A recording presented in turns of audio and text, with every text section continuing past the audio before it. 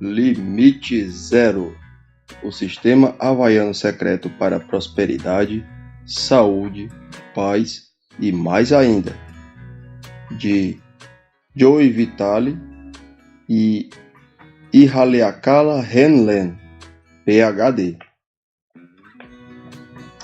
Vou ler lá na página 195, uma história bem legal do finalzinho do livro. A verdade por trás da história. Não é culpa sua, mas é sua responsabilidade. Dr. Joe Vitale. Eu ainda tinha perguntas a fazer ao Dr. Henlen. Ele não tinha me contado toda a história a respeito do seu trabalho no hospital psiquiátrico. Você nunca viu os pacientes? Perguntei de novo certo dia. Nunca? Eu os via no corredor, mas nunca os atendi como pacientes no meu consultório, respondeu ele. Certa vez um deles me disse: você sabe que eu poderia matá-lo. Aposto que você poderia fazer um bom trabalho, repliquei. O Dr. Henlen prosseguiu dizendo: quando comecei a trabalhar com os criminosos com os problemas mentais no hospital estadual, tínhamos 3 ou 4 ataques importantes por dia entre os pacientes. Naquela época, havia mais ou menos 30 pacientes na ala. As pessoas eram algemadas, colocadas no isolamento ou ficavam restritas à ala. Os médicos e as enfermeiras andavam pelos corredores de costas para a parede, com medo de serem atacados. Depois de apenas alguns meses de limpeza, testemunhamos uma mudança completa para melhor. As algemas e o isolamento foram eliminados, e as pessoas tiveram permissão para sair e fazer coisas como trabalhar e praticar esporte. Mas o que ele fez exatamente para iniciar essa transformação? Precisei assumir uma completa responsabilidade dentro de mim por ter tornado os problemas concretos fora de mim, disse ele. Tive que purificar os meus pensamentos tóxicos e substituí-los por amor.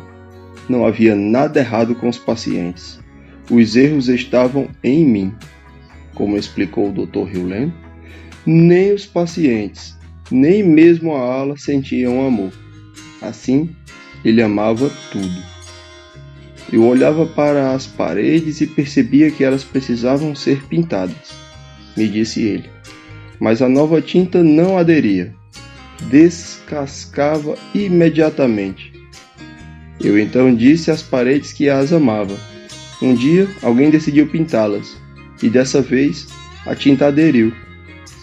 Esse comentário me pareceu no mínimo esquisito, mas eu estava me acostumando com as coisas que ele dizia. Finalmente, fiz a pergunta que mais estivera me incomodando. Todos os pacientes foram liberados? 2 deles nunca o foram, respondeu o Dr. Henlen. Foram transferidos para outro lugar. De resto, a ala inteira ficou curada. Ele então acrescentou algo que verdadeiramente me ajudou a compreender o poder do que ele fizera.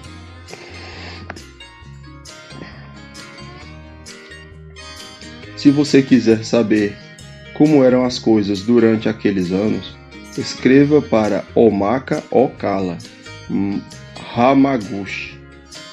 Ela trabalhou como assistente social no período em que estive lá. Segui o conselho dele. Ela escreveu o seguinte para mim: Caro Joey, obrigada por esta oportunidade. Quero que você saiba que estou escrevendo em colaboração com Emory Lance Oliveira, um assistente social que trabalhou na unidade com o Dr. Henlen. Fui a assistente social designada para a recém-inaugurada unidade forense no Hospital Psiquiátrico Estadual do Havaí. Essa unidade se chamava Closed Intensive Security Unit, SISU. Ela abrigava pacientes detentos que frequentemente haviam cometido delitos graves e monstruosos, como assassinato, estupro, agressão, assalto, assédio e combinações desses delitos.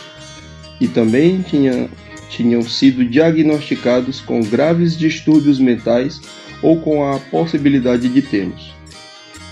Alguns dos pacientes detentos tinham sido inocentados por seus crimes por motivo de insanidade e condenados a permanecer naquele local. Outros eram completamente psicóticos e necessitavam de tratamento, e outros ainda estavam lá para serem examinados e avaliados para que fosse determinada a sua aptidão para prosseguir, ou seja, se eram capazes de compreender as acusações feitas contra eles e participar da própria defesa. Alguns eram esquizofrênicos, alguns sofriam do distúrbio bipolar e outros eram mentalmente retardados, ao passo que outros haviam sido diagnosticados como psicopatas e sociopatas.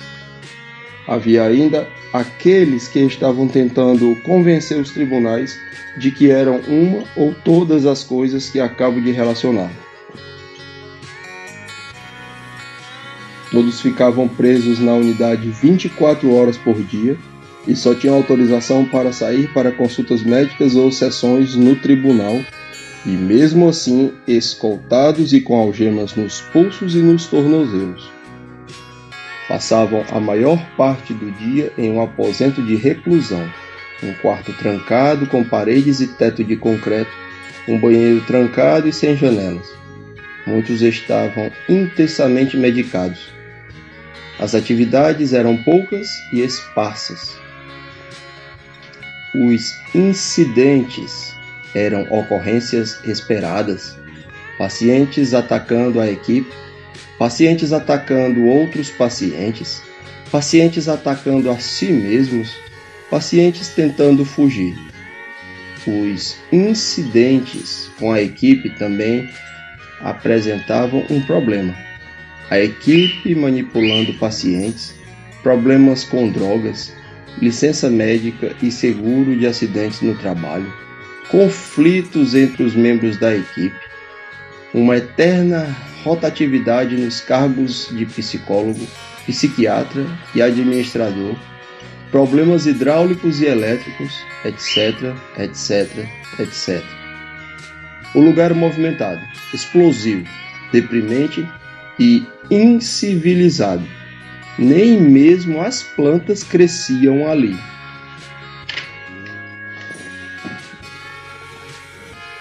E mesmo quando o setor foi transferido para uma nova unidade recém-reformada, muito mais segura e com uma área de recreação cercada, ninguém esperava que alguma coisa fosse realmente mudar. Assim, quando outro daqueles psicólogos apareceu, todos partimos do princípio de que ele tentaria agitar as coisas e implementar programas avançadíssimos, e em seguida partiria quase tão rápido quanto chegara. Todos já haviam visto esse filme. Entretanto, dessa vez quem chegou foi o Dr. Heulen, que, além de ser uma pessoa bastante cordial, dava a impressão de não fazer quase nada. Ele não fazia avaliações ou diagnósticos, não oferecia nenhuma terapia e não aplicava testes psicológicos. Frequentemente chegava tarde, não comparecia às conferências sobre casos e tampouco participava do registro de informações obrigatório. Em vez disso, ele praticava um processo esquisito de Ho'oponopono da identidade própria, SIH, que tinha alguma coisa a ver com assumir completamente a responsabilidade por si mesmo, olhar somente para si mesmo e permitir a remoção das energias negativas e indesejadas de dentro de si mesmo. Vejam só. O mais estranho de tudo era o fato de que esse psicólogo parecia sempre à vontade e dava até mesmo a impressão de estar realmente se distraindo. Ele ria muito, divertia-se com os pacientes e com a equipe e parecia genuinamente gostar do que fazia. Ao mesmo tempo, todo mundo parecia amá-lo e apreciá-lo, mesmo parecendo que ele não trabalhava muito. E as coisas começaram a mudar. As celas de reclusão começaram a se esvaziar. Os pacientes estavam se tornando responsáveis pelas suas próprias necessidades e assuntos. Também começamos a participar do planejamento e a implementar programas e projetos para si mesmos. Os níveis de medicação também estavam caindo, e os pacientes começaram a ter permissão para deixar a unidade sem estar algemados. A unidade adquiriu vida, ficou mais calma, mais leve, mais segura, mais ativa, mais divertida e mais produtiva. As plantas começaram a crescer, os problemas hidráulicos se tornaram quase inexistentes, os incidentes de violência na unidade passaram a ser raros e a equipe pareceu mais harmoniosa, relaxada e entusiasmada.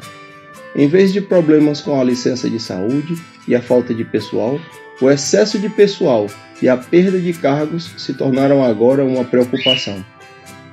Duas situações específicas exerceram em mim um impacto memorável.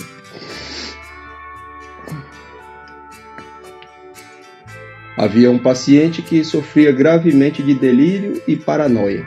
Tinha um histórico de violência. Havia ferido com gravidade várias pessoas, tanto no hospital quanto em público, do lado de fora, e havia sido internado diversas vezes em hospitais. Ele foi enviado dessa vez para a SISU por ter cometido um crime. Eu morria de medo dele. O cabelo da minha nuca ficava em pé, sempre que ele estava por perto. Foi então que, para minha grande surpresa, 1 ou 2 anos depois que o Dr. Hewlett ter aparecido, dei com ele caminhando na minha direção, escoltado sem algemas, e não senti nenhum arrepio na nuca. Eu me senti como se estivesse apenas observando, sem fazer nenhum julgamento, até mesmo quando passamos um pelo outro com o nosso ombro quase se tocando. A minha reação habitual de estar pronto para correr não se manifestou. Na realidade, reparei que ele parecia calmo. Eu não estava mais trabalhando na unidade naquela ocasião, mas eu tinha que descobrir o que havia acontecido. Soube que ele já estava fora da cela de reclusão e sem usar algemas havia algum tempo. E a única explicação era que alguns dos membros da equipe estavam praticando o Ho'oponopono que o Dr. Hewlett compartilhara com eles. A outra situação teve lugar enquanto eu estava assistindo ao noticiário na televisão. Eu tinha tirado um dia de folga para cuidar da minha saúde mental, ficando afastada do trabalho e relaxando.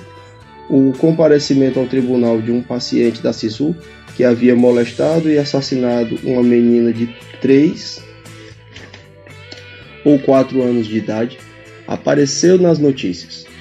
Esse paciente foi hospitalizado por ter sido considerado incapaz de se defender das acusações apresentadas contra ele.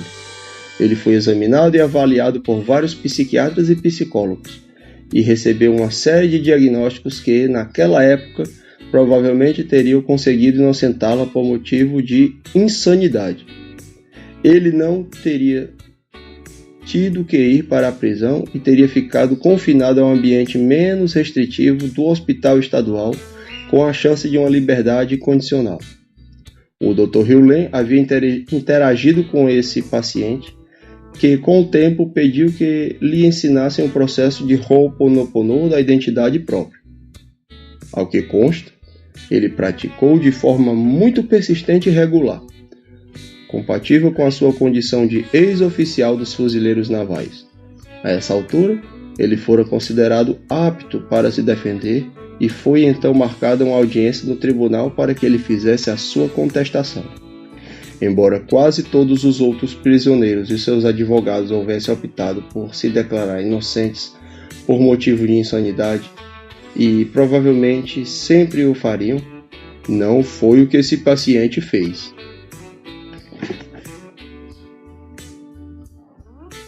Na véspera do dia em que estava marcado seu comparecimento ao tribunal, ele dispensou o advogado. Na tarde seguinte, ele se prostrou no tribunal diante do juiz e proclamou com humildade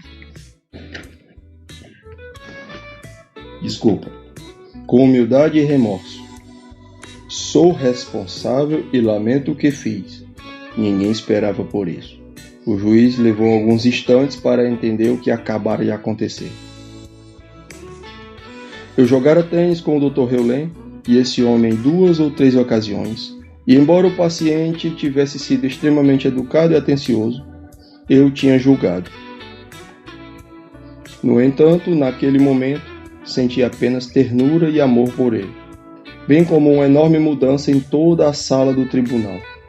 O tom de voz do juiz e dos advogados era agora suave, e todos os que o cercavam pareciam estar olhando para ele com um sorriso afetuoso. Foi um momento importante. Assim, quando o Dr. Heulen perguntou certa tarde se alguém de nós gostaríamos de saber mais a respeito desse Ho'oponopono depois do jogo de tênis, aceitei de imediato, esperando ansiosa que o jogo começasse e acabasse. Quase 20 anos se passaram, e ainda tenho profunda admiração pelo que vinha a saber depois, que era a divindade atuando através do Dr. Heulen no Hawaii State Hospital. Sou eternamente grata ao Dr. Heulen e ao processo esquisito que ele trouxe consigo. A propósito, caso você esteja querendo saber, esse paciente foi considerado simplesmente culpado, sem nenhum atenuante devido a uma possível doença mental, tendo sido, de certa maneira, recompensado pelo juiz, que atendeu a seu pedido de cumprir a pena em uma penitenciária federal no seu estado natal, onde poderia ficar perto da sua esposa e dos filhos. Além disso, embora quase 20 anos tenham se passado, recebi um telefonema esta manhã da antiga secretária da unidade que queria saber sobre se o Dr. Heulen estaria disponível a um futuro próximo para se reunir com alguns membros da antiga equipe, cuja maioria está aposentada. Vamos nos reunir com eles daqui a algumas semanas. Quem sabe o que poderá acontecer. Ficarei com as antenas ligadas para captar novas ideias. Paz. O.H. Aí está o Dr. Heulen havia de fato realizado um milagre no hospital. Ao praticar o amor e o perdão, ele transformou pessoas incorrigíveis e de muitas maneiras consideradas a escória da sociedade. Esse é o poder do amor. É claro que eu queria saber mais ainda.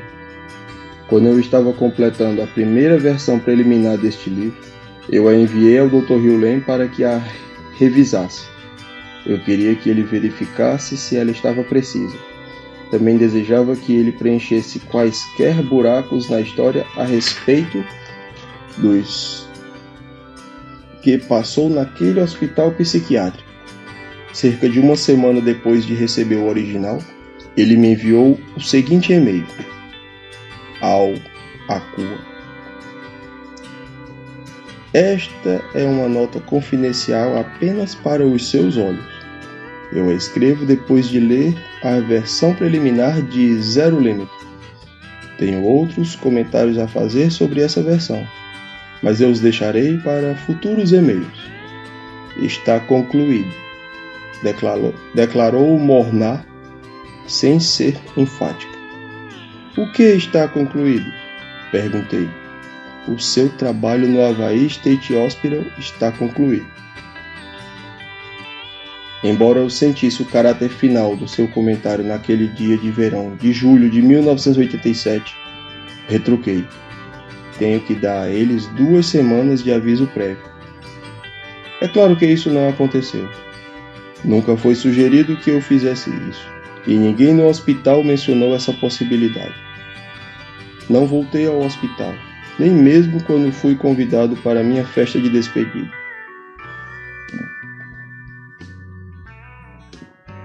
Os meus amigos fizeram a festa sem mim. Os presentes de despedida foram enviados para o escritório da Foundation of Eye no dia seguinte da festa. Adorei a minha permanência no Hawaii State Hospital, na unidade forense. Adorei as pessoas da ala. Em algum momento, não sei exatamente qual, deixei de ser o psicólogo da equipe e passei a ser um membro da família. Vivi em estreito contato com a equipe, os pacientes, as regras, as políticas, as panelinhas e as forças visíveis e invisíveis na ala durante 3 anos, 20 horas por semana. Eu estava lá quando as celas de reclusão, as algemas e medicamentos e outras formas de controle eram modos de operação regulares e aceitáveis. Eu estava lá quando o uso das celas de reclusão e de algemas simplesmente se evaporaram em algum momento. Quando? Ninguém sabe. A violência física e verbal também se evaporou quase completamente. A redução do uso de medicamentos ocorreu por si só. Em algum momento, sabe-se lá quando, os pacientes passaram a deixar a unidade para atividades de recreação e de trabalho sem grilhões de metal e sem necessitar de autorização médica. A mudança na ala de um lugar desequilibrado e tenso para um local tranquilo ocorreu de forma simples e sem esforço consciente. A mudança da ala de um lugar que tinha uma carência de pessoal crônica para um local com excesso de funcionários simplesmente aconteceu. Desejo deixar claro que eu era um membro próximo e ativo da família na ala, e não um espectador. De fato, eu não oferecia terapia, não aplicava testes psicológicos, não comparecia às reuniões da equipe sobre os pacientes.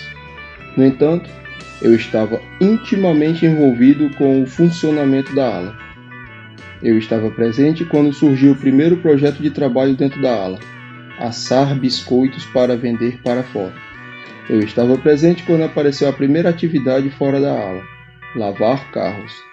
Eu estava presente quando o primeiro programa de recreação fora da ala teve início. Não deixei de executar as funções habituais do psicólogo da equipe por sentir que eram inúteis. Eu simplesmente o fiz por motivos desconhecidos. Entretanto, eu percorri a ala e participava da preparação dos biscoitos, do jogging e das partidas de tênis fora da ala.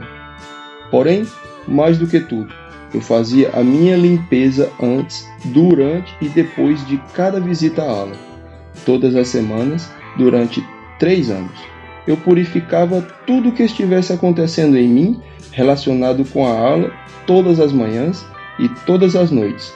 E também quando qualquer coisa a respeito da ala me vinha à cabeça. Obrigado, eu te amo, paz do eu. E ralei a cala. Gratidão, amados. Tchau.